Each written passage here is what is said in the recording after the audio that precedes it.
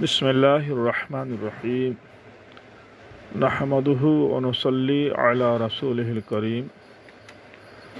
معزز سامعین، السلام علیکم ورحمۃ اللہ وبرکاتہ۔ حرکت الدفاع عن السنہ میں آپ سب کا خیر مقدم ہے۔ حسب سابق غیر مقلدین نصوص قرآن و سنت سے انحراف یا تعویل کی چند مثالیں، اس کتاب کے چند اقتباسات آپ کی خدمت میں پیش کیے جا رہے ہیں۔ آج مثال نمبر 5 نواقض وضو کا تذکرہ کیا جا رہا ہے۔ اللہ سبحانہ و تعالیٰ کا ارشاد ہے، اعوذ باللہ من الشیطان الرجیم، او جاء احد من الغائط او لامستم النساء، سورۃ النساء آیت نمبر 43۔ یا تم میں سے کوئی استنجا و پائخانہ سے آئے یا اپنی بیوی سے جماع سے فارغ ہو کر آئے۔ اس آیت کریمہ کے اندر نماز کے لیے وضو کرنے کا تذکرہ کیا گیا ہے، جس کی وجہ سے تمام اہل سنت والجماعت کے نزدیک اگر کوئی شخص استنجا کر لے یا پائخانہ کر لے تو اس کا وضو ٹوٹ جاتا ہے۔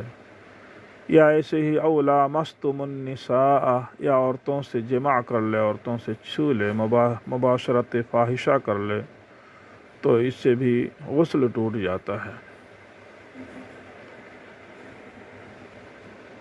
نبی علیہ الصلاۃ والسلام کا ارشاد ہے،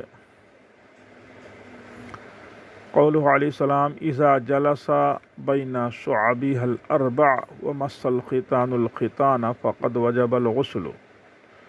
صحیح مسلم حدیث نمبر 339، سنن الکبریٰ للبیہقی، المعجم الاوسط وغیرہ۔ جب جمع کرے اور ختنہ کی جگہ ختنہ سے مس ہو جائے تو غسل واجب ہو جائے گا۔ اس سے حدث اکبر مراد ہے۔ اسی طرح استنجا پائخانہ یا سبیلین سے کسی چیز کے نکلنے سے وضو ٹوٹ جاتا ہے۔ کیا غیر مقلدین اپنے مندرجہ ذیل اس اجتہادی نواقض وضو کی دلیل کسی صریح حدیث یا قرآن کی آیت سے پیش کریں گے؟ نزل الابرار میں ان کے شیخ نے لکھا ہے کہ عضو تناسل اور فرج کو ہاتھ کی ہتھیلی یا انگلیوں کے باطنی حصہ سے بغیر کسی پردہ کے چھونے سے دونوں، یعنی چھونے اور چھوانے والے دونوں کا وضو ٹوٹ جائے گا۔ نزل الابرار۔ اس کے بعد المنہج المقبول کے اندر لکھا ہے، مس کردن ناقض وضوست، المنہج المقبول۔ پھر فتاوی ثنائیہ کے اندر ہے، مس سے ذکر سے وضو ٹوٹ جاتا ہے، لہذا وضو کرنا فرض ہے۔ قارئین غیر مقلدین کی فقہ دانی دیکھیے کہ مذکورہ بالا صورت میں اپنی فرج یا ذکر چھونے سے تو وضو ٹوٹ گیا، لیکن مرد اور عورت برہنہ حالت میں مس سے بدن کریں تو وضو نہیں ٹوٹے گا۔ نواب وحید الزماں لکھتے ہیں کہ وَقَذَا بِمُبَاشَرَةِ الْفَاحِشَةِ، نزل الابرار جلد نمبر 1 صفحہ نمبر 19۔ اونٹ کا گوشت کھانے سے وضو ٹوٹ جاتا ہے۔ صلاۃ الرسول زبیر زئی کی تحقیق۔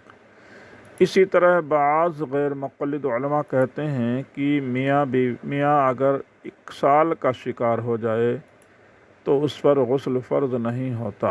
اکسال کا مطلب ہوتا ہے کہ جمع کرتے وقت جمع پر قدرت نہیں رہی، جس کی وجہ سے مباشرت فاحشہ تو ہو گئی، لیکن مرد کا عضو کمزور ہونے کی وجہ سے ادخال نہیں کر سکا، تو ایسی صورت میں وہ کہتے ہیں غسل فرض نہیں۔ تو مذکورہ آیت اور صریح حدیث میں کوئی تعویل کریں گے غیر مقلدین، یا اپنے مجتہد فی مسائل کو من و عن تسلیم کریں گے، جبکہ قرآن کی آیت اور احادیث صریحہ مرفوعہ موجود ہیں کہ اکسال سے، یعنی مس الختان ختنے کی جگہ سے مل جانے سے غسل واجب ہو جاتا ہے۔ مثال نمبر 6، جسم کا گندگی سے پاک ہونا۔ اللہ تعالیٰ ارشاد فرماتے ہیں وَثِيَابَكَ فَطَهِّرْ وَالرُّجْزَ فَاهْجُرْ، سورۃ المدثر۔ اے پیغمبر اپنے کپڑوں کو پاک رکھا کرو اور ناپاکی کو چھوڑ دو۔ تمام اہل سنت والجماعت کے نزدیک نماز کے لیے کپڑوں اور بدن کا ظاہری و باطنی گندگی سے پاک ہونا شرط ہے۔ غیر مقلدوں کے نزدیک نماز کی صحت کے لیے مصلی کے بدن کا پاک ہونا شرط نہیں ہے۔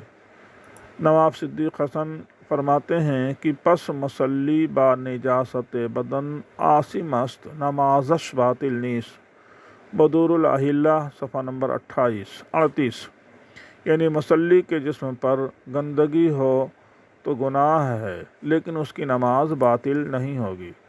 غیر مقلدین کے نزدیک کیا یہ آیت نماز سے متعلق نہیں؟